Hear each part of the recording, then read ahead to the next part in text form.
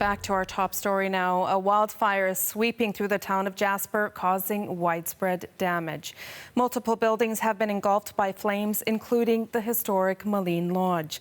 Officials say firefighters are working to save as many buildings as possible. We don't have specifics on how many homes and businesses have been destroyed, but the loss is said to be significant. And we reached the owner of the Maligne Lodge, Karyn Decore, who was out of the country as this all began, and we've reached her in West End Village, Anguilla. So I'm so sorry, first of all.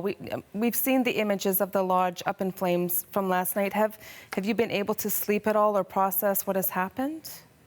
You know, I got hundreds of text messages, Instagram messages, Facebook messages, phone calls that I was so busy just kind of talking to people and thanking them for their concern. And so I haven't really processed it yet, and I don't know the latest update. I'm not sure if you know what happened to the entire town, but we lost one hotel, the Maligne Lodge, and our other hotel's at the other end of town.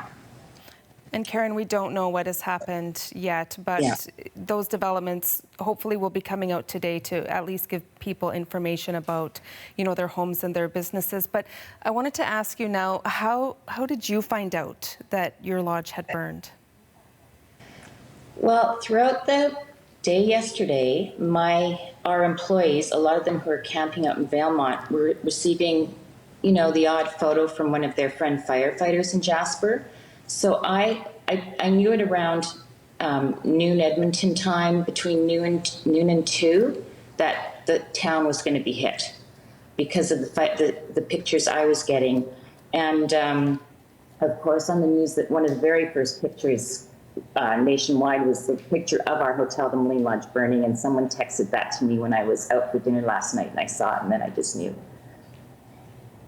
Now, you employ just over 100 staff members, many who have worked at the lodge for many years. What are you hearing from them? I haven't spoken to them since last night. They were most of them were together. Some went to families and friends, but a lot of our employees are foreign workers, or they're from Eastern Canada, or they don't have family, or they don't have cars. So a lot of our employees last night were huddled together the last couple nights in Valemont. They set up some makeshift tents. They were on their way to Calgary last night, so I've kind of lost contact, and I don't know how they're doing today. But I know that as of yesterday, they were all okay. They were all safe. And you mentioned earlier that your family owns another hotel in the area. What have you been able to find out about that one? I haven't heard. There is, because I think all the first responders were evacuated from the town last night. That's what I'm assuming. So I'm sure soon this morning, when people start going back in Jasper, we'll know what the result is. Now, we know Jasper, of course, is one of Canada's most cherished places. Can you speak to what this loss means for the country and, you know, what's on your mind as you watch all this unfold?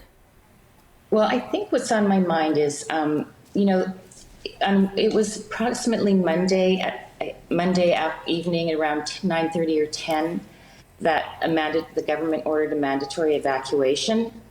But one of my first questions is, and our local firefighters are amazing. Our Alberta firefighters are amazing. I know some of those guys. My question is, where was the federal government Monday night when they knew there was a mandatory evacuation? It breaks my heart, because the federal government, this is their park, and this is a national treasure. It's our park.